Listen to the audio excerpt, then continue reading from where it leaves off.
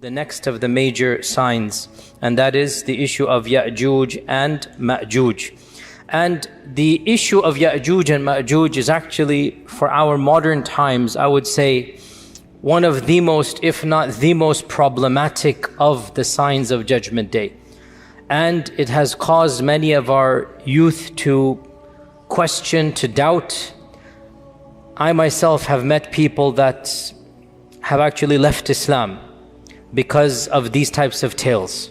And we have to be honest and frank and not pretend as if this doesn't exist. Perhaps some of you are not accustomed to hearing people speak like this, but my philosophy is different.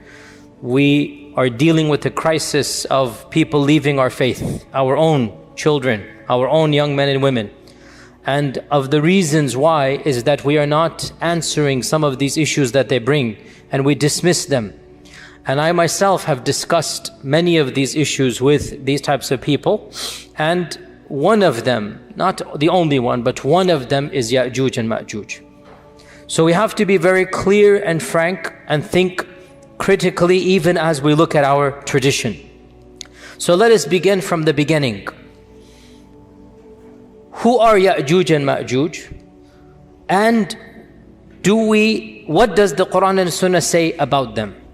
The issue of Yajuj and Majuj is something that doesn't just occur in the hadith. It is explicit in the Quran. So Allah Azza wa Jal mentions Yajuj and Majuj in the Quran.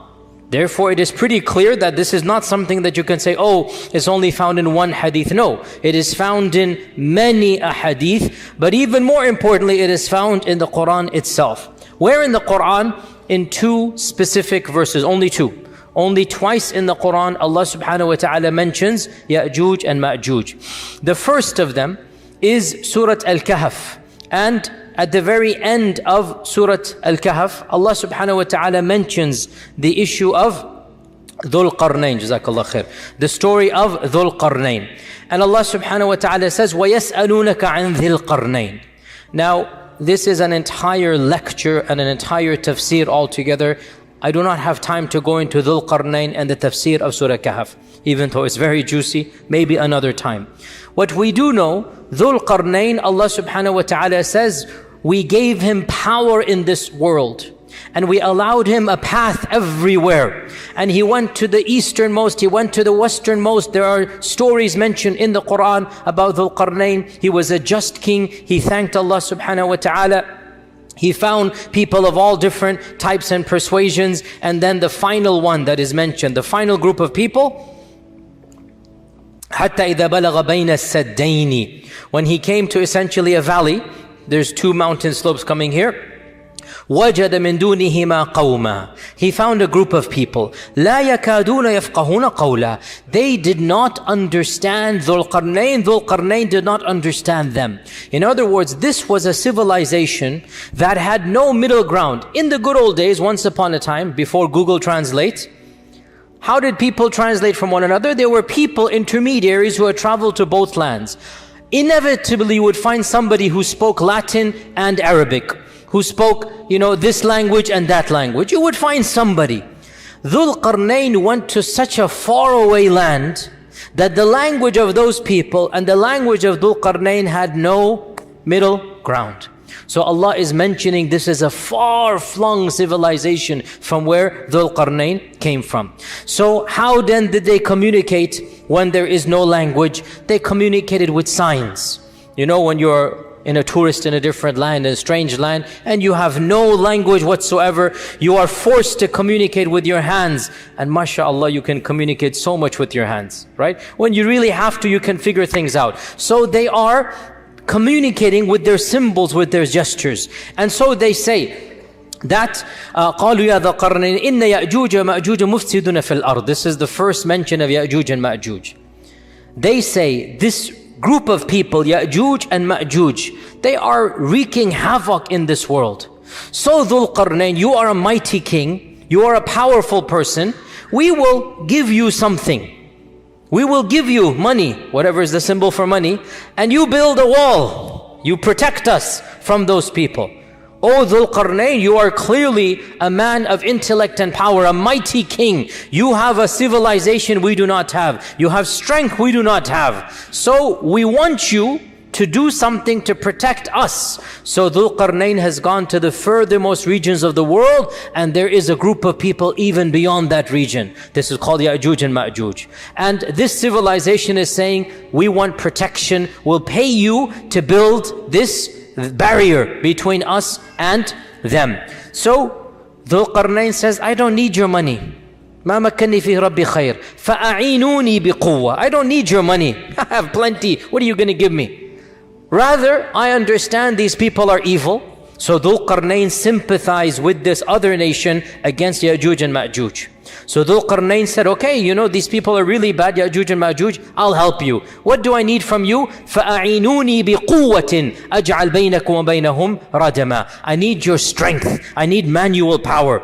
I know what to do. I have the brains for it, but I need the bronze. I need the people. So Allah Azza wa Jal then mentions that they took big bellows of furnace and iron and copper, and they made a special type of barrier, and they put these people, they used these bellows of the furnaces on a massive scale, and they made an iron barrier that Allah Azza wa Jal mentions, فَمَسْطَاعُوا أَنْ يَظْهَرُوهُ وَمَسْتَطَاعُوا لَهُ نَقْبًا. Neither could they climb over the wall, nor could they come underneath it, nor could they bore a hole between it. So it is an effective barrier. قَالَ هَذَا رَحْمَةٌ مِّن رَبِّي. Dhul-Qarnayn, when he saw what he had done, he said, this is from Allah. Allah has blessed me. Allah has given me this. It's not from me. It is from Allah subhanahu wa ta'ala. Then either Dhul-Qarnayn or Allah is speaking. We don't know which one. فَإِذَا جَاءَ وَعْدُ رَبِّي. Most likely it is Dhul-Qarnayn or an angel or somebody is saying this.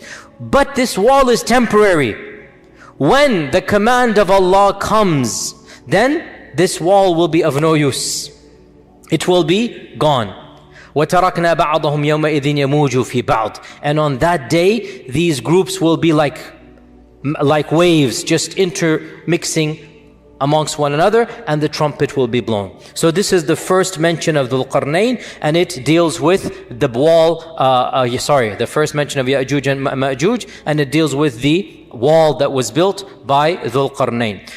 The next mention of Yajuj and Majuj is Surah Al-Anbiya verses 92 to 97. Surah Al-Anbiya verses 92 to 97, where Allah subhanahu wa ta'ala mentions in the Quran regarding Judgment Day, حَتَّى إِذَا فُتِحَتْ يَأْجُوجُ وَمَأْجُوجُ وَهُمْ مِنْ كُلِّ حَدَبٍ يَنْسِلُونَ. Until finally Yajuj and Majuj will be allowed out. Futihat. They will be allowed out, and they are going to be pouring down from every single, slope, from every mountain. They're going to be coming. وَقْتَرَبَ الْوَعْدُ الْحَقِّ. And judgment will now be asunder, will now be well close. So Yajuj and Majuj are right before Judgment Day. This is pretty clear in the Quran. فَإِذَا جَاءَ وَعْدُ رَبِّي in Surah Al-Kahf. Over here, وَقْتَرَبَ الْوَعْدُ الْحَقُّ. And the inevitable hour is coming. So twice in the Quran, Allah mentions Yajuj and Majuj, both of them linking it directly to Judgment Day, right before Judgment Day. Now, by the way, who is Dhul-Qarnayn?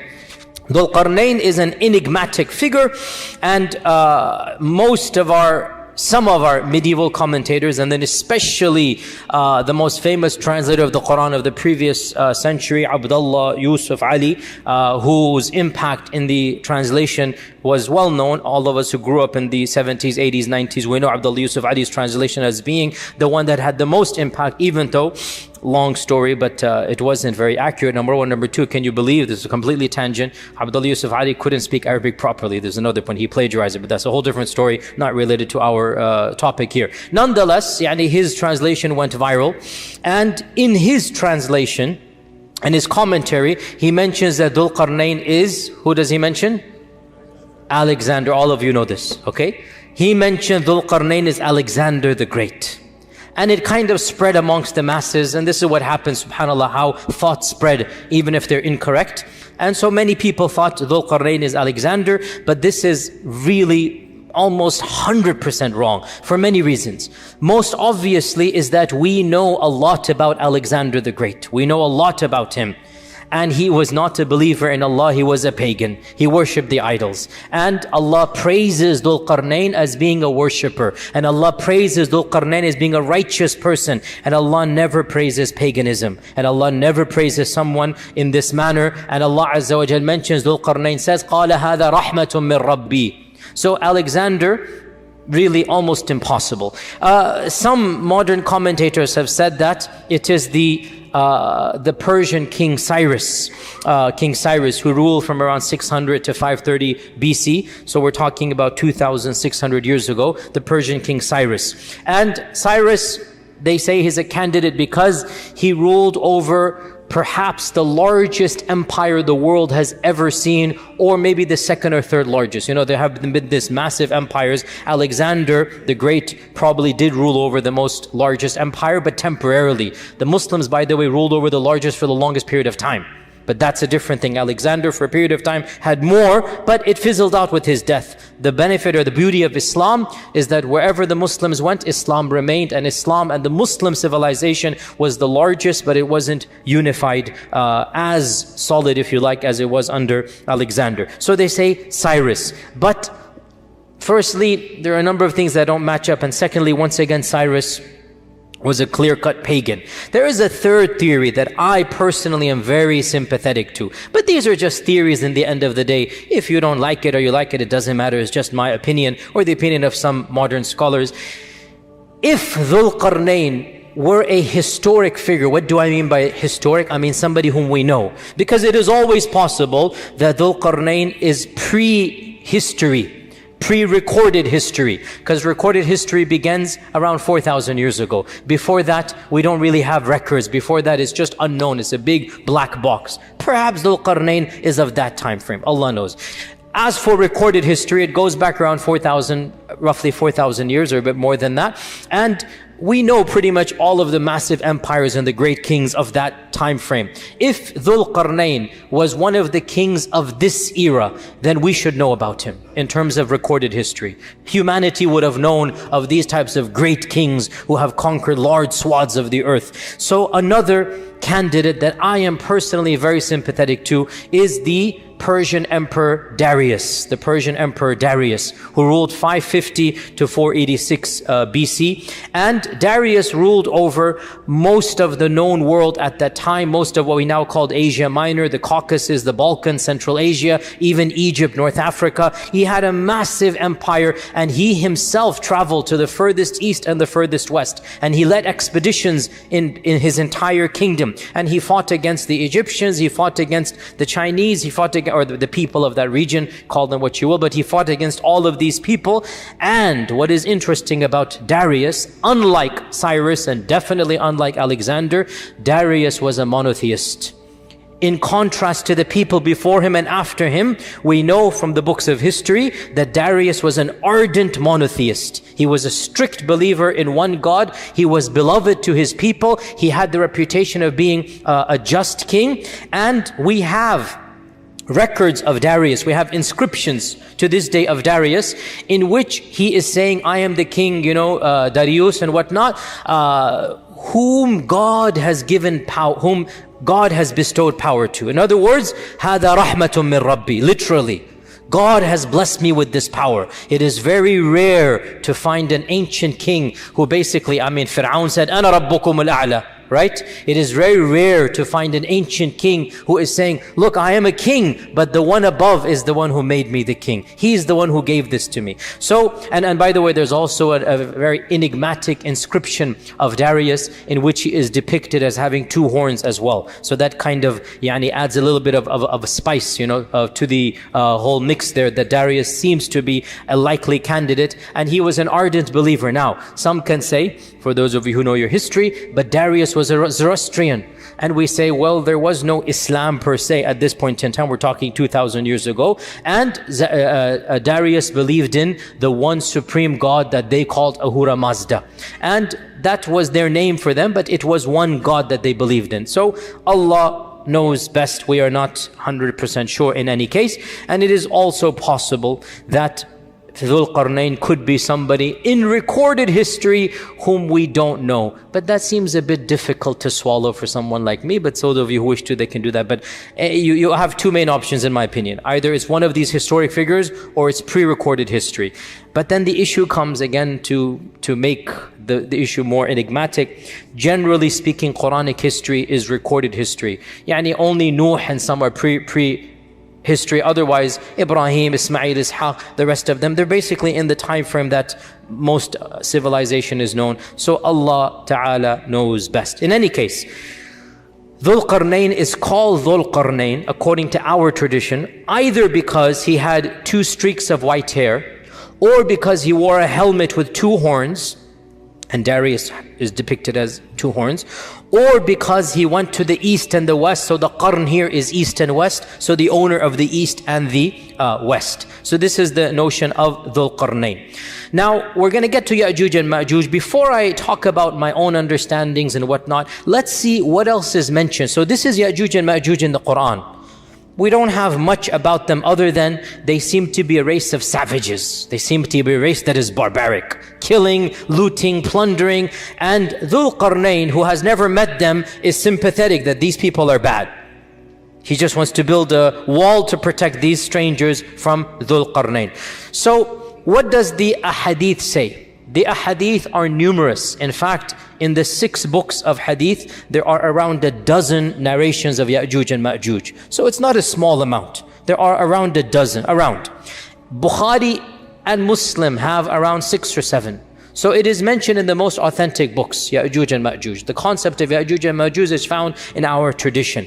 And of these ahadith, is the hadith in Sahih Muslim where our Prophet ﷺ said 10 are the major signs of Judgment Day, and he mentions Ad-Dukhan, Ad-Dajjal, Ad-Dabba, the rising of the sun in the west, the descent of Isa ibn Maryam, and Yajuj and Majuj. So number 6 on this list mentions Yajuj and Majuj. This hadith is in Sahih Muslim. So he mentions Yajuj and Majuj as being one of the 10 major signs.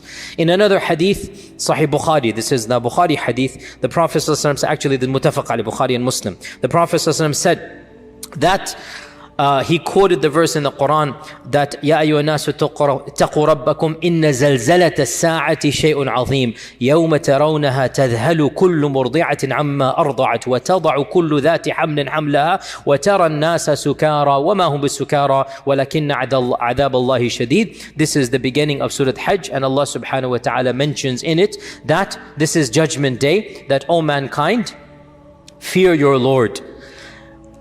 For indeed the earthquake of Judgment Day is something to be terrified. On that day you will see people, the mother will neglect her breastfeeding child, and people will walk around as if they are drunk, but they are not drunk, but the punishment of Allah is severe. And the Prophet ﷺ quoted this ayah, and then he said that when will this happen? When will people be so terrified? When Allah will announce to the angels or to Adam that, O Adam, take the people of Jahannam to Jahannam. And so from every 1,000, 999 will go to Jahannam. The Sahaba said, Ya Rasulullah, with those odds, how can we be safe? If every 1,999 are going to go to Jahannam, how can we be safe? What is the statistical chance of us winning? And so the Prophet ﷺ said, I give you good news. For every one of you, there will be 1,000 of Yajuj and Majuj. So this hadith, which is in Bukhari, is saying the quantity of Yajuj and Majuj is astronomical, beyond what we can even comprehend. Hadith in Sahih in Musnad Imam Ahmad, that the Prophet ﷺ said that you complain that there is no enemy. Some of the younger Sahaba are wanting to have a fight. You're complaining we're not fighting, but you shall continue fighting. There will always be qital once the fitna begins. That happened in the time of Uthman radiallahu anhu. There will always be fighting until Yajuj and Majuj come. So hadith is explicit that fighting will continue until Yajuj and Majuj, and then the Prophet ﷺ described them. They shall have faces that are flat, they shall have eyes that are narrow, they shall have hair that is yellowish, and they shall descend from every single plane. Now, important to note, you shall fight until Yajuj and Majuj. He didn't say you will fight Yajuj and Majuj. We will learn, we will not fight Yajuj and Majuj. Yajuj and Majuj are not fightable. Is that a correct verb? Is that a correct noun? Masdar. They are not capable to be fought. Let us be more precise and pedantic. You cannot fight Yajuj and Majuj. We will not be fighting Yajuj and Majuj. Fighting will continue until Yajuj and Majuj. Which also means what? After Yajuj and Majuj, no fighting. So Yajuj and Majuj is the final frontier, after which there will be no fitan. There will be no fitan after Yajuj and Majuj. This also shows that Yajuj and Majuj will be of the very, very, very last fitan to take place, because after Yajuj and Majuj there will be no more major fitan for the Muslims. The Prophet ﷺ said as well, another hadith. So right now, what am I doing? I'm narrating to you Quran and Sunnah. I'm narrating to you our sources. Then we will pause and go back and see what we can derive from those sources. Okay, because we need to really think deeply. And in all likelihood, we will have to do a part 2 for Yajuj and Majuj, because there's a lot of material to digest and discuss. Our Prophet ﷺ said, hadith is in Sahih Bukhari, وَالَّذِي نَفْسِي بِيَدِهِ, I swear by him in whose hands is my soul, you shall continue to perform Hajj and Umrah, and you will continue to cultivate and plant trees even after Yajuj and Majuj. This hadith is in Sahih Bukhari. So in Sahih Bukhari we learn another interesting fact. Yajuj and Majuj is not the end of the ummah. What is the purpose of this hadith? O ummah, you will not be destroyed. O Muslims, you are going to be here, don't worry. No external enemy will eliminate you. This is a prediction, and it has been true throughout all of history, and it will continue to be true. Our Prophet ﷺ made 3 du'as to Allah, and he said, Allah gave me 2 of them and he denied me 1. Remember this? We went over it a few weeks ago. The second one was, O Allah, do not allow my ummah to be destroyed by an external enemy. And Allah said, I've given it to you. Never will an external enemy decimate and eliminate the ummah, even if they eliminate parts of the ummah. The whole ummah will never be gotten rid of by an external enemy. So the Prophet ﷺ is giving good tidings. You're worried about the Quraysh, you're worried about this and that, don't worry. I am telling you, I swear by Allah, not only will you survive, you will do Hajj and Umrah. You'll retain your religion. And you will cultivate, you'll retain your dunya. Even after Yajuj and Majuj. So, even Yajuj and Majuj are not the end of Muslims. There shall be Umrah and Hajj, and there shall be cultivation and planting even after Yajuj and Majuj. So this is another interesting thing that we derive. In another hadith, muttafaq alayh, Bukhari and Muslim, the Prophet ﷺ entered in upon some of our mothers, some of his wives, and he was agitated, he was concerned, he was worried. And he put his finger and his thumb together in a circle. He put his finger and his thumb in a circle. And he said that, La ilaha illallah, waylun lil Arab min sharrin qad iqtarab. La ilaha illallah, waylun lil Arab min sharrin qad iqtarab. La ilaha illallah, woe to the Arabs. And this means Muslims, because at that time all the Muslims were Arabs. Woe to the Muslims, woe to the Arabs, from an evil that has now come very close. What is this evil? Salama asked, what is this evil? He said, today a hole of this size, hence the ishara, has been opened up from the wall of Yajuj and Majuj. Now this hadith is muttafaq alayh, the highest level of authenticity for us. Today, a hole of this size has been opened up from the wall of Yajuj and Majuj. Salama said, Ya Rasulullah, anuhlaku wa fina salihun?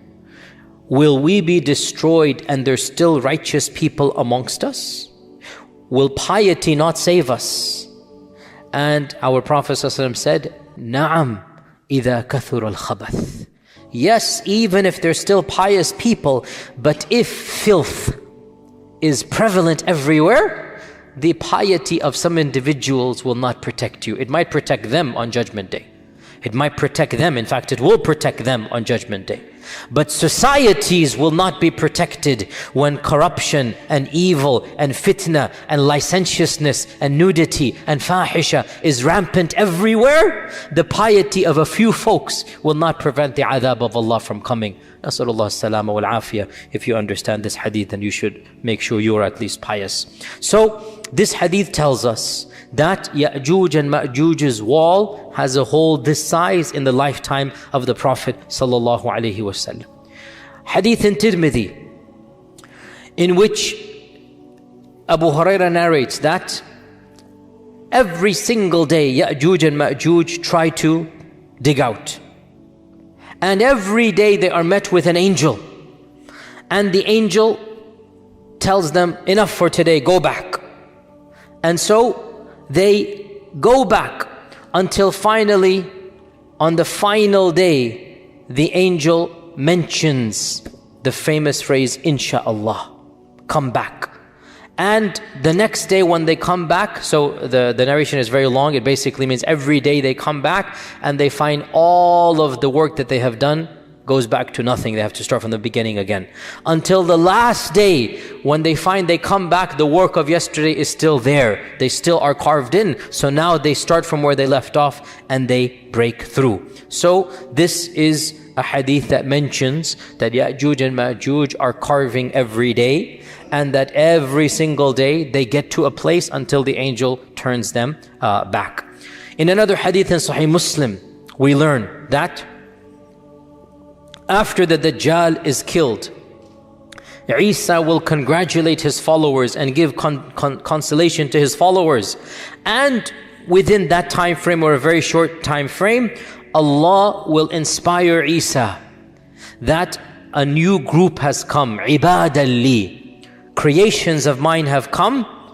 No one can fight them. No one can fight them.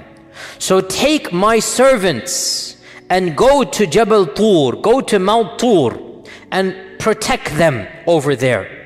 Then Allah will send Yajuj and Majuj out, and so Isa and the Muslims will not see them. They will be protected in the caves of Turi Sayna somewhere. Wherever Musa was or in that region, they will be protected over there. Now, in this hadith, we learn that Yajuj and Majuj are so dangerous, so evil, that Allah Himself says, nobody can fight them. Interestingly enough, this army has just fought the Dajjal. This army has just fought the Dajjal, and they have won over the Dajjal. And they are told, you cannot fight Yajuj and Majuj. In fact, it is so bad that Allah protects them even from seeing Yajuj and Majuj. They just flee by the command of Allah before Yajuj and Majuj come. They find protection in the caves that Allah tells them to find protection in before Yajuj and Majuj come, and they remain in those caves. For how long? Allah subhanahu wa ta'ala knows best. And in fact, in one narration, it mentions that Isa and his followers, they will seek refuge in a cave for so long that what is the term I'm looking for? The head of a ram, the head of a goat, the head of a ram, a dead ram, will be more precious to them than 100 gold dinars. Now the head of a ram is almost useless. It has no meat. It has nothing you can benefit from. You throw it to the side. But they will be in the cave for so long that that head will be more precious to them than 100 gold coins. A fortune. They have nothing to eat and drink until finally, when they notice whatever they notice, we don't know, the hadith doesn't mention, maybe there's quiet, maybe there's something, they will say, who can go and volunteer and see what is going on outside the cave? So a man will volunteer, he will be considered the best of them, and he will resign himself to die the death of a shaheed. He's given up that he's going to die the death of a shaheed. And he will come out only to see that the world is full of corpses of Yajuj and Majuj. The world is full of corpses of Yajuj and Majuj. And then he will call out the people, and they will come out and they will see not a single handspan of the earth except that it is piled with Yajuj and Majuj, and the world will stench. There will be a stench that they cannot bear from Yajuj and Majuj's body. So they will desperately plead to Allah subhanahu wa ta'ala at this. And Allah Azza wa Jal will send a rain that will cleanse the earth, a cleansing that it has never had before. Deep cleansing from Allah Azza wa Jal. In another narration, Allah will bring a special type of bird that will pick up their bodies and take them away. So we have the removement of the corpses, then we have a special rain that will wash away the remnants as well. So this is another tradition from Sunan at-Tirmidhi. We also have in Musnad Imam Ahmad the phrase, which is also in other books as well, that Allah Azza wa Jal will send Yajuj and Majuj, and they will descend from every single plane. وَهُم مِّن كُلِّ حَدَبٍ يَنْسِلُونَ. This is a Quranic verse. And they will pass by At-Tabariyah, and they will drink from At-Tabariyah. It's a massive lake. We'll mention which one it is in a while. And by the time the last of them passes by, there will be no water in the lake of Tabariyah. And the last batch will say, there used to be water over here. And Isa and his followers will remain trapped in a cave until the head of a lamb is more precious than 100 gold coins, as I mentioned this also in Tirmidhi. Then they will make dua to Allah to save them from Yajuj and Majuj. So Allah will send a disease against them. Yajuj and Majuj would not be killed with the sword. Allah will send a disease against them that will attack their necks, and they will die the death of one person. When one of them dies, all of them die. It is a simultaneous death. The death of one person. These billions or millions or hundreds of millions of people, they will die instantaneously, the death of one person.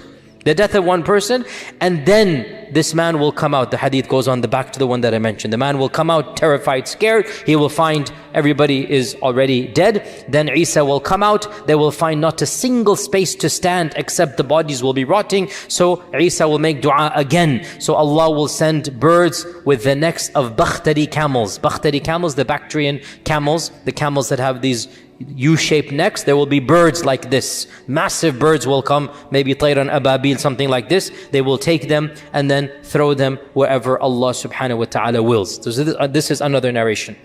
Yet another narration. Yet another narration. Yajuj and Majuj will conquer everybody in this earth. They will kill everyone. Pause here, footnote. Who will they kill? Clearly not the followers of Isa. So the remnants of the army of Dajjal, anybody who fled and was not caught, any human beings that have not embraced Allah and believed in Isa at this point in time, these will now be destroyed by Yajuj and Majuj. So Yajuj and Majuj will conquer the world, and they will get to Tur, and Tur is where Isa is. They will get to Tur. In one narration, they will get to the Jabal of Quds, the mountain of Quds. Is this Mount Olives? Is this the mount that is in front of Aqsa? In that region they will be. And they will find nobody to conquer. They've conquered everybody. So one of them will say, we have conquered the inhabitants of this world. Let us conquer the inhabitants of the heavens. So they will throw an arrow towards the heavens, and Allah will cause the arrow to come back full of blood. In another narration, they will wave their spears towards the heavens, and Allah will cause their spears to come back with blood. And so they will say, we have now conquered those in the heavens. Then Isa will make the dua, and then they will be destroyed. Now, this lake Tabariyah, most of our commentators mention that this is the Lake Tiberias, the Lake Tiberias. And this is also called by the Christians the famous Sea of Galilee, the Sea of Galilee. Okay, and to this day it is called Tabariya by the Palestinians and the Arabs of that region. Tabariya it is called, the Sea of Galilee. And the Sea of Galilee, it is a massive, massive lake. It is a massive amount of water. It has fed the crops and the people for 2,000-3,000 years. What group is Yajuj and Majuj that in one generation, that lake which has given mankind water for 2,000-3,000 years will be gone? Think about that. How much will this group drink? How much will they, I have seen Tabari, like many of you have been to the Sea of Galilee. If you go to that land, you see it. It's like a mini ocean. That's why it's called the Sea of Galilee. It's like a mini ocean, even though it's not a sea technically, but it looks like it. It's massive. You can barely see. You can see, but you can barely see the end. This all water will be gone in one group? How? Think about this. It's very strange. How can it go? But this is what the hadith says. Also, what type of enemy is this? That the people of Isa haven't even seen them. What type of enemy that they cannot physically even fight them? Are they not humans? We're going to come to this. Because they fought Dajjal and his people and they were human. What is going on here? That they are not even seeing them. The man who's going to go see them is thinking he's going to die just by looking at them. He's already made up his mind, I'm a shaheed, I'm going to die. He volunteers the death of a shaheed, like there's no way I'm going to be coming back. So we also have in a number of traditions as well, what demonstrates their quantity is that the Prophet ﷺ said that the Muslims will use the weapons and the armor of Yajuj and Majuj for many years to come. So they will get this stuff. In one hadith, in Musnad Imam Ahmad, he said, the beasts of the earth will grow fat and feed themselves for many years from Yajuj and Majuj. So the corpses will be so much that Yajuj and Majuj will fertilize the earth. And from this fertilization, there shall be a time of great opulence in terms of food. Perhaps the most opulent time in the history of mankind will take place, where our Prophet ﷺ said, one pomegranate, one rumman will feed an entire tribe. And one leg of lamb will be enough for a large group of people. In other words, things are going to change. Small quantities, or maybe it's not small. Maybe the rumman will be a massive amount. Maybe things are going to change. And again, we're going to come back to these interpretations because these are all cryptic phrases and perhaps we can rethink through them, if only to save the iman of our young men and women who are rethinking through these things as well. In Sunan ibn Majah, the Prophet ﷺ said, when you see this happen, Yajuj and Majuj, when you see Yajuj and Majuj happen, then expect the hour to come, expect judgment day, expect Qiyamah, just like the pregnant lady at the end of her labor is just waiting for the cry, and she surprises the family when she goes into the pangs of labor. In other words, at that very end stage, right? Everybody's waiting. When will the water break? When will the pangs begin? And when it happens, everybody goes into panic mode. The Prophet gave this example. When you see Yajuj and Majuj, this is the pregnant lady about to give birth. Nobody knows exactly when, but it's on alert. Oh, husbands, remember that time frame of your life, 24-hour alert, remember that? That is what the Prophet is talking about. That, those of you who are not married, make dua, make it easy, inshallah. That, at that time frame, you're just waiting. When is it going to happen? You're anxious. What's it? So the Prophet is giving a metaphor that every family knows this. That time frame is tense. You don't know, you're expecting. So the Prophet said, when you see Yajuj and Majuj, that's the time frame. Just like that pregnant lady will be given birth at that time. Now, what do our classical scholars say about Yajuj and Majuj? So, firstly, is the term Arabic or is it non-Arabic? Our scholars, some of them said that the term is Arabic and it comes from ajja. Ajja ya'ujju ajjan. So, ajja means to kindle fire. Ajja means when the fire spurns outwards.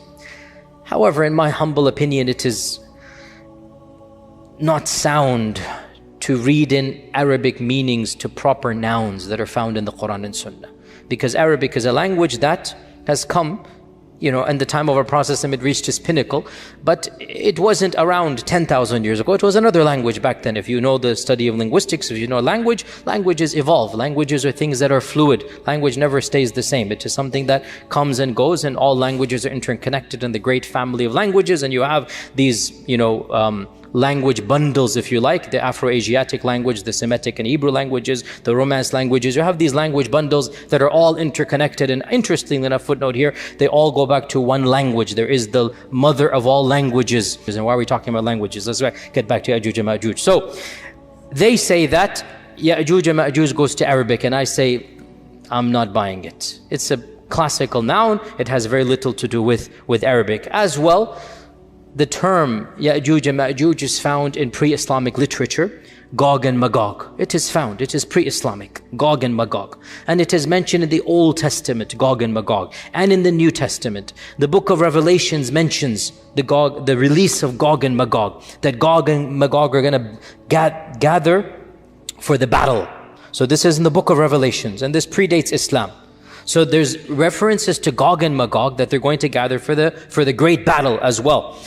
So the Old Testament mentions Gog and Magog, the New Testament mentions Gog and Magog, and the Midrash mentions Gog and Magog. What is the Midrash? The Midrash is like the tafsir literature for the Jews. The Midrash is the commentary on the Torah, and it consists of legends and fables that go back many, many centuries before Islam. You have the Babylonian Midrash, you have other Midrashic texts. So the Midrash is pre-Islamic Jewish exegesis. It is tafsir literature that is ancient. It's not the Torah. It is the commentary of the Torah that the ancient sages, the rabbis, the ulama of the past, they commented on. And in the Midrash, you find some very, very interesting literature, which is not the time to go into, but there are parallels with the Quran and Sunnah, which you can, anyway, let's not go down there. So where are we? So, Midrash. The Midrash mentions Gog and Magog. What does the Midrash say? The Midrash says that there will be a forerunner to the Messiah. We talked about the concept of Messiah in Judaism, remember? You guys remember, right?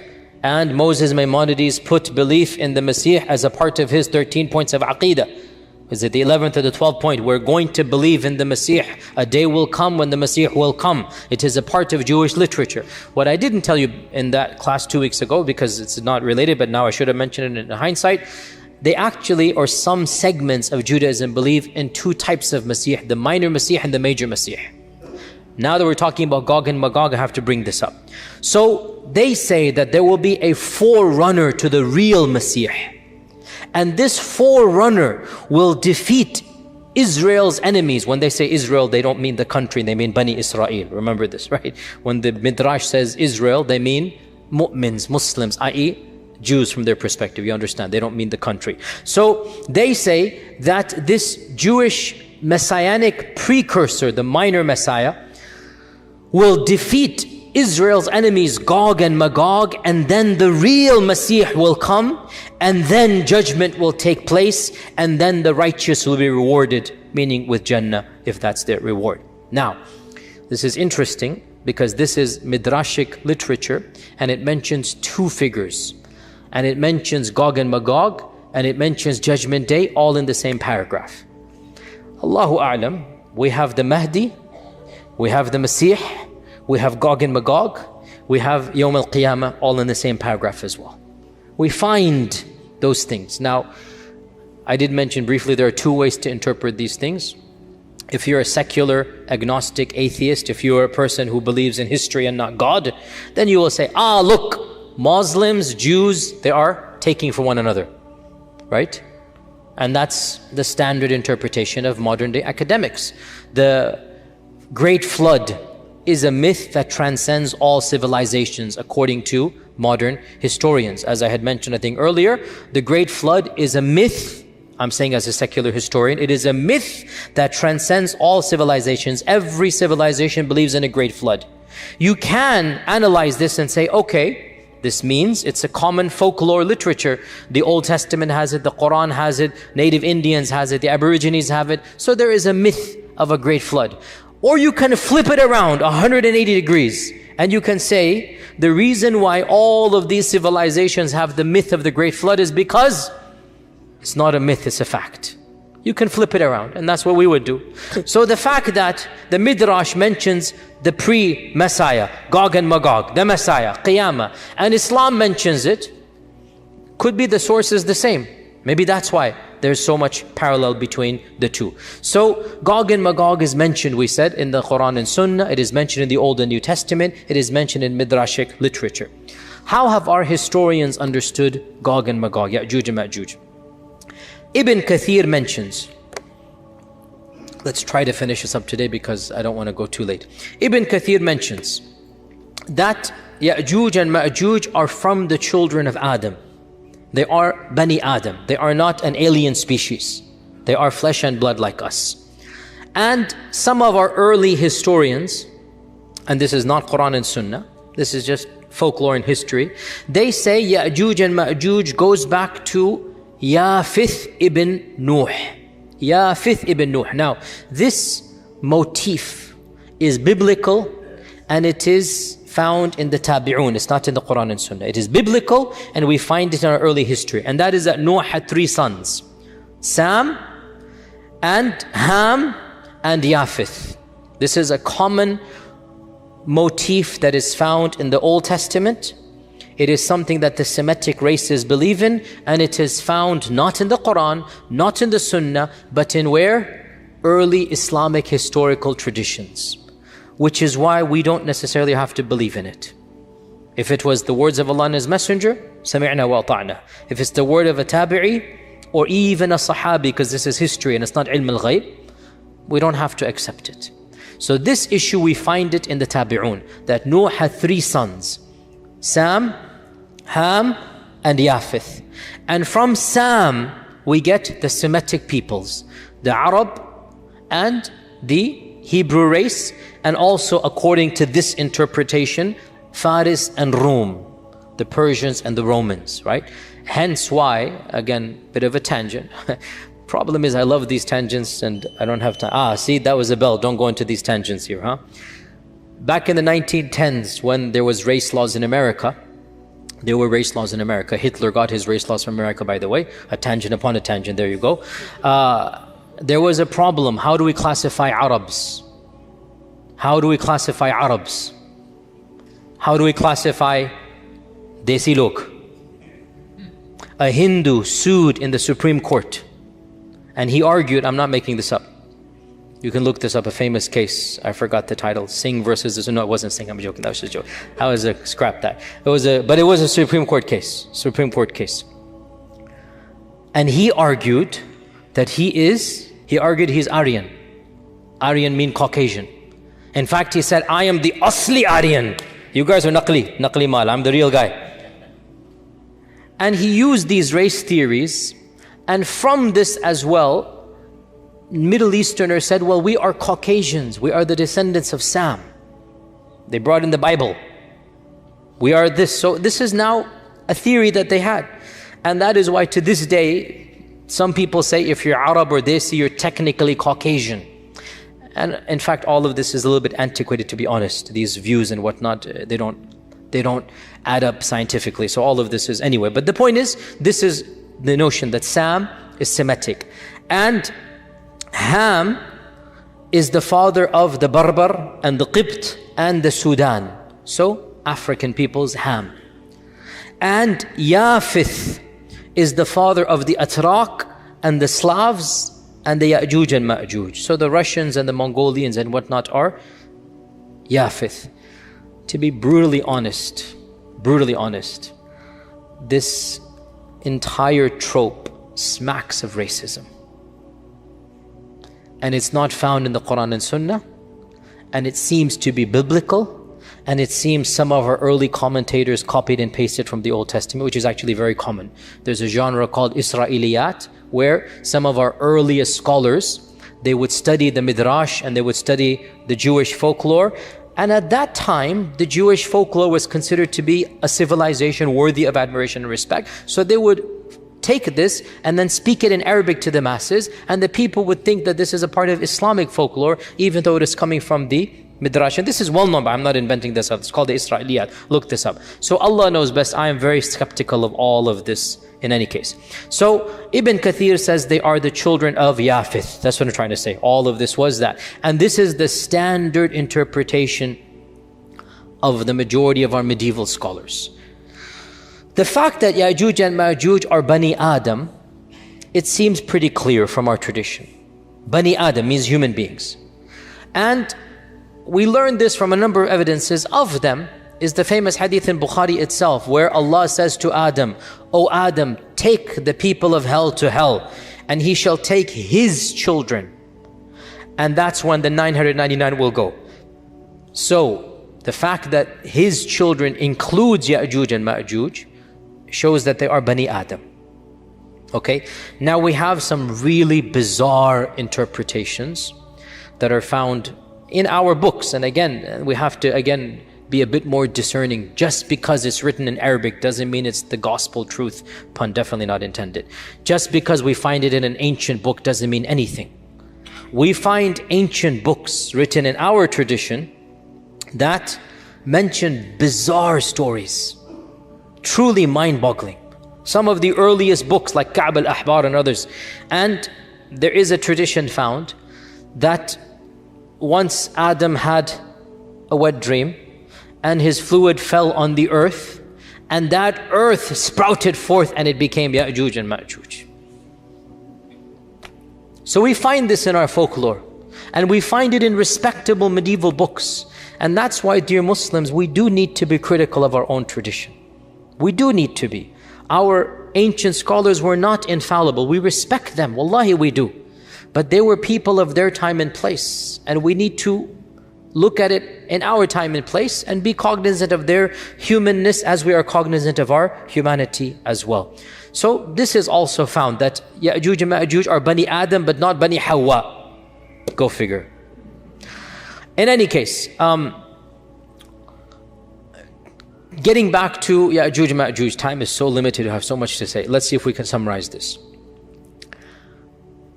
To be brutally honest, standard medieval interpretation of Yajuj and Majuj is the following. This is what you find in Ibn Kathir.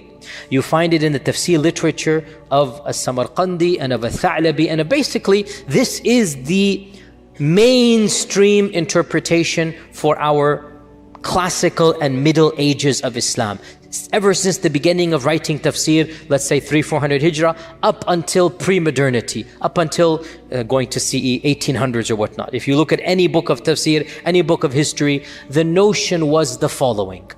Yajuj and Majuj are a bizarre, exotic tribe in the nether regions of the world that have been trapped by Dhul-Qarnayn thousands of years ago, and they're still trapped to this day. And quite a few medieval historians have reported that I know of a friend of mine who traveled to the end of the world and he saw with his own eyes the wall of Yajuj and Majuj. We find this in respectable Islamic books. The notion that Yajuj and Majuj are a living tribe, blocked to this day behind the wall that was built 4,000, 5,000 years ago. That wall miraculously is still there. People can see on the one side, and on the other side you have these savages that Allah knows how they're eating, drinking, replicating, whatnot, and they're still there for eons and eons and eons. This is the standard interpretation of our scholars of the tradition, not of the Quran and Sunnah. You understand what I'm going to get at, okay? We don't blame them. In their time frame, the world was unexplored. In their time frame, nobody traveled the world. The reason why Marco Polo became famous and Ibn Battuta became famous was because they traveled half the world. That's it. And they became world famous because they did what nobody had done. They simply went from one side of the known civilized world to the other side, and they came back. Marco Polo to Naples, to Italy, or to Sicily, wherever he was. Naples or Italy, where was he? And Ibn Battuta to Tunisia, where he was from. So people didn't travel. and folklores and legends were very common, and it was easy to believe these types of things, that there is this nether region of, and you know, if you read, by the way, even Ibn Battuta, by the way, you find bizarre fables. You find belief in mermaids, and you find weird creatures and whatnot. This is what he believed. He really believed that there are races and aliens, or not aliens, but you get my point. This is the notion of his time. Marco Polo as well, he believes these types of things. So it's not surprising that our medieval scholars believe this type of stuff. Now, obviously, dare I say, anybody who knows science and geography and modern civilization, you cannot believe that there is a tribe for 4,000 years trapped behind a wall. I mean, if you believe this, that's your position. I cannot believe it. I find this very difficult to believe. So this has led people to do multiple things. We have 20 minutes left. I have to wrap it all up now, subhanAllah. The first interpretation, which is the standard interpretation of medieval Islam, is that, okay, maybe there are places in the world that are undiscovered. Maybe there is a race of people locked up behind the Caucasus Mountains or in Mongolia or whatever, and they're still over there. And Greenland, Greenland, interesting. How would Dhul-Qarnayn get to Greenland? Because he's traveling. فَأَتْبَعَ سَبَبًا. He didn't go on a ship, he walked on a road. So that kind of, it's not the Bermuda Triangle, no. But many Muslims still believe this.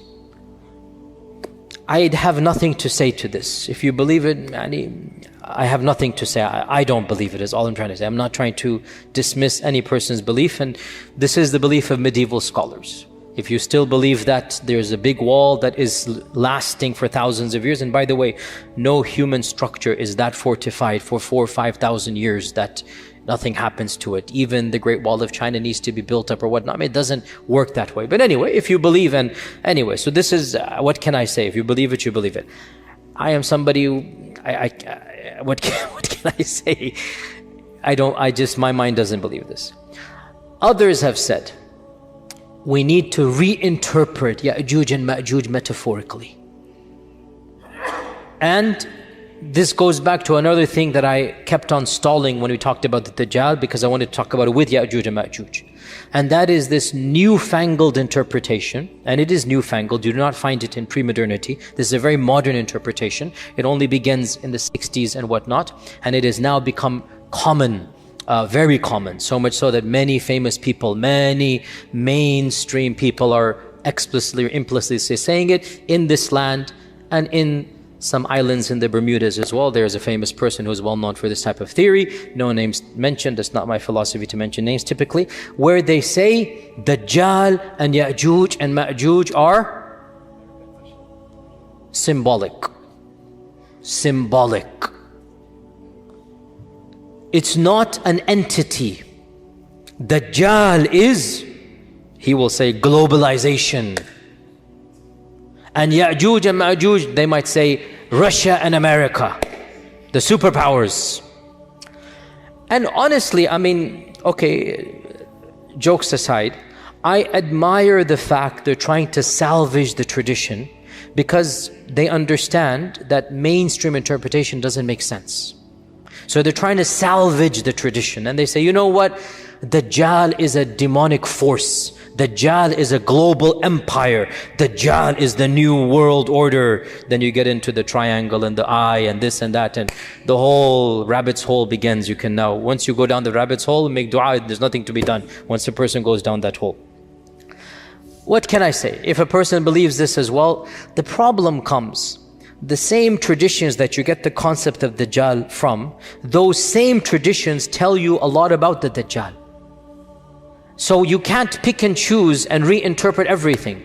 Either you reject Dajjal in totality, which some progressives and modernists have done. Dajjal is not mentioned in the Quran. They reject all hadith. So they say, khalas, let's be done with. And they reject Yajuj and Majuj hadith. So they say, well, the Quran just mentions 2 tribes, so they're going to come, some races will come and have a big war. Fair enough. If your principle is you're going to reject hadith, that's not ours. If your principle is no hadith, then you can derive an entire interpretation that is independent of mainstream Sunni Islam, and be gone with it. But the deal of these folks is they claim to be Sunnis, and they are popular in Sunni circles, and they are trying to metaphorically reinterpret these traditions. And we say that I don't think in this case you can have your cake and eat it as well. It's nice too. I love to have my cake and eat it as well. But in this particular case, I don't think it is methodologically sound. Because the same traditions that tell you about Dajjal, tell you about Yajuj and Majuj, they have all of these details we mentioned. And it's pretty vivid, the impression given, right? Dajjal will be killed by Isa, one-on-one. The blood of the spear will be shown. It's clear. Yajuj and Majuj, the corpses will be piled up. I mean, those same traditions mention what we have just mentioned. So I'm not too sympathetic to this reinterpretation as well. Is that clear? I personally don't buy it. A third interpretation, and this became common. The first person I know who said this was back in the 50s. Maybe we formed, but at first I know, back in the 50s. He said that Yajuj and Majuj are the Chinese race. And the great wall that was built by Dhul-Qarnayn is the wall of China. And this notion spread as well back in that era, because he as well, the scholar, again I grant him credit that he realized the traditional interpretation doesn't make sense. So he said we need to rethink through this. So he attempted to rethink through, and frankly for his time and place it was a bold move, because he was criticized by mainstream Sunnism. Mainstream Sunni scholars said no, we believe in this and that, but he wanted to again salvage the tradition. Of course, what is the problem with believing that Yajuj and Majuj are the Chinese folks and the Great Wall in the Quran is the Great Wall of China? What is the problem with, where does one begin? There are so many problems with this interpretation. I mean, of the problems of this interpretation is that we know exactly who built the Great Wall. And he wasn't a believer in Allah. Jin Shu Shuao, he wasn't a believer in Allah, the famous emperor. He was one of the pagans of the, Shinto, whatever religion it was. And the Great Wall was actually built to protect the Chinese people from within, not from without. And the Great Wall is not a barrier that is impenetrable. People go in and out all the time. In fact, gasp, shock, I myself have gone in and out of the Great Wall. I in fact did a video that went viral 2 years ago. I took a group to China 3 years ago. And I stood on the Great Wall, and I have a video, YouTube clip. Is the Great Wall of China the wall of Yajuj and Majuj? You can look at it yourself. And I said, no, it's not, don't worry. It's not the Great Wall of there. So, this as well, it doesn't make sense, neither heads nor tails, Nasar naper, literally, neither heads nor tails. Doesn't make any sense. The wall of Yajuj and Majuj is not the wall of China in any stretch of the imagination. It doesn't make sense as well. Where does this leave us? Another group says, and this is something that I have heard myself, some ulama say, that perhaps Yajuj and Majuj are not on earth but under earth. That's why the satellites haven't discovered them. And this, again, I appreciate the salvaging, I really do. But how can human beings survive? No vegetation, no plants with the sun, no oxygen, food, drink, thousands of years. And according to these traditions, we're talking about gazillions of people. What is the answer to this conundrum of Yajuj and Majuj? I will disappoint you by saying there is no clear-cut answer. But wallahi, to struggle with the truth and to admit the struggle is a safer position than to invent something that is far-fetched and then pretend that it is answering the problems. I don't have a solution to Yajuj and Majuj. I am personally skeptical, maybe because of my own upbringing and I have a degree in engineering. I understand mathematics and chemistry and geology, and I just find it. Now, you can quote back, Allah ala kulli shayin qadir. And I say, indeed, Allah ala kulli shayin qadir. But are we obliged to believe that Yajuj and Majuj are billions of people under the earth? This is my point. If the text told us explicitly, sami'na wa ata'na. But when the texts don't tell us this, can we rethink through and say this? So I conclude with two opinions. The first of which is plausible, the second of which is even embarrassing to mention, but I will mention it. As for the plausible one, Allah knows best. Perhaps, this notion of a living tribe of Yajuj and Majuj is not correct. Because if you look at all of the traditions, there is only one tradition that is in Tirmidhi with one isnad that mentions the Yajuj and Majuj are daily digging. And every single day they're told to go back. All the other traditions don't mention a living Yajuj and Majuj. As for the hadith in Bukhari that the wall has been opened, that could be a wall. It could be, in this case, see to what level of metaphor is allowed? Ijtihadi. If it were to be said, a wall has been opened is a metaphor that indeed Yajuj and Majuj is now closer to you. Personally, I don't see this as that much of a stretch than to interpret all the hadith to mean Yajuj and Majuj are symbolic in nature. But again, it's ijtihadi. The only tradition that mentions Yajuj and Majuj are alive right now, and they are digging through every single day, is a solitary narration in Tirmidhi and also in other books with the same isnad. And I did my research for this because this is problematic, and I have to say I was relieved to find classical scholars, some of them did problematize this hadith. Ibn Kathir amongst them, who said that this tradition seems to be it's an illah or a hidden defect, that it is not from the Prophet ﷺ. It might be coming from the Israeliyat, because Abu Huraira also studied with Ka'b al-Ahbar. Ka'b al-Ahbar was the son of a rabbi, and he would narrate Israeliyat, and Abu Huraira would listen to him and narrate, and one of the students of Abu Huraira assumed it to be from the Prophet ﷺ. This is Ibn Kathir saying this, not me. So he said, perhaps this is from the Israeliyat. And this is what I firmly believe, simply because it is highly problematic to posit that there are billions of people somewhere in today's world clawing away. So the first interpretation, which is posited by a group of people, let's just leave it like that. A very wise person once said, let's just leave it like that. The first interpretation is that Yajuj and Majuj are a group of people that will come towards the end of times. And they will wreak havoc and do this and that. So we get ourselves out of the problem of them being alive right now. And as for the wall of Dhul-Qarnayn, there was maybe their biological ancestors, maybe some other tribe that had those characteristics, and they were trapped by Dhul-Qarnayn. That did happen. But we don't have to affirm that they are still trapped 5,000 years later. Rather, maybe their descendants, maybe people similar to them, so they are called Yajuj and Majuj, are them. This is the first interpretation. And I am very sympathetic to it, and it solves many of our problems. There is another interpretation which I hesitate to even verbalize. And I will tell you honestly, this is not mine. I will honestly tell you, this is something that I am involved in many discussions of this nature with many people and whatnot. And one of my scholarly friends, in a private conversation, so he will not allow me to mention his name, but I am telling you something that don't believe it's coming from me. Okay? You guys ready? Ready? Okay. Don't ascribe this to me, please. Who is it not from? Good. No, from my friend it is from him. Not from Don't do a double negative on me. So we were talking with a group of ulama, a group of students of knowledge, whatnot, call them whatever you will, and we're talking about this problematizing. It is a problem. Wallahi, it's a problem for any rational mind. What are you going to do with Yajuj and Majuj? It's not an easy thing to come around.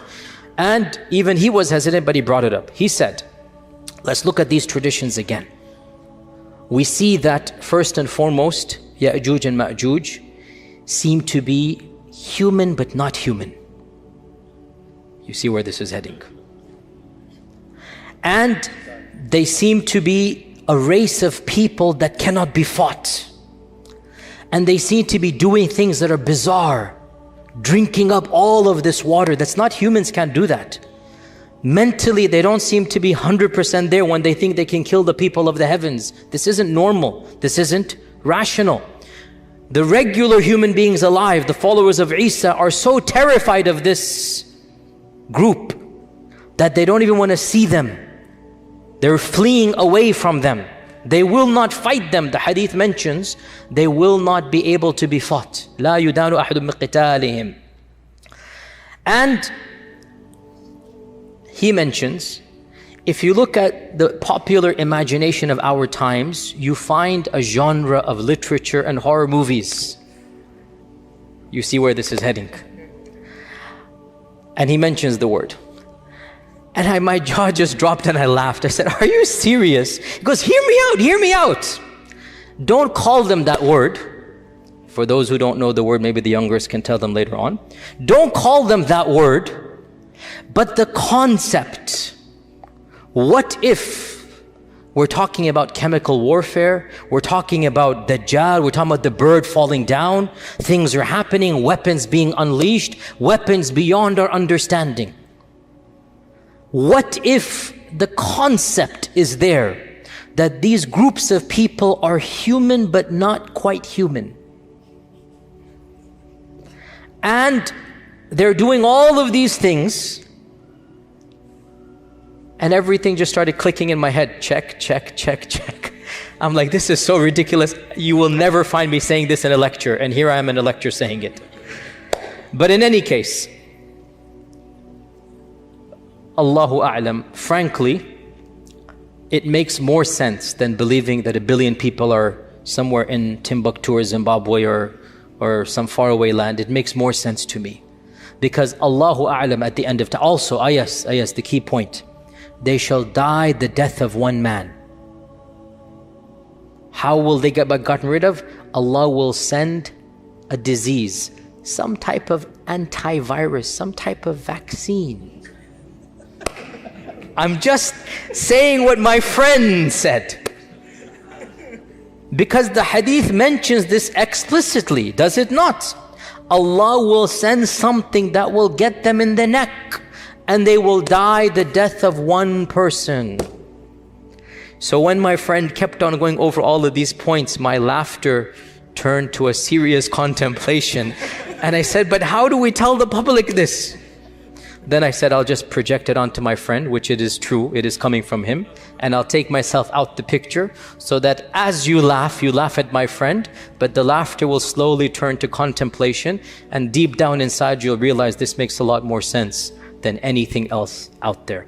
So we conclude by stating that Yajuj and Majuj are a reality. We believe in them because the Quran mentions it, and that these enigmatic descriptions should not cause us doubt, because strange things will happen towards the end of times. Don't base the validity of Islam on trying to understand Yajuj and Majuj. That's ridiculous. We base the validity of Islam on the Quran, on the beauty of Islam, on Tawheed, on La ilaha illallah, on the fact that it answers all the big questions of life. Islam comes with some things that may be beyond our comprehension, such as Yajuj and Majuj. We just have to sami'na wa ata'na, and when it happens, all of these hadith will fit into place, and we will see, oh, I get it, that's what was being referenced here. So in the end, Allah Azza wa Jal knows best.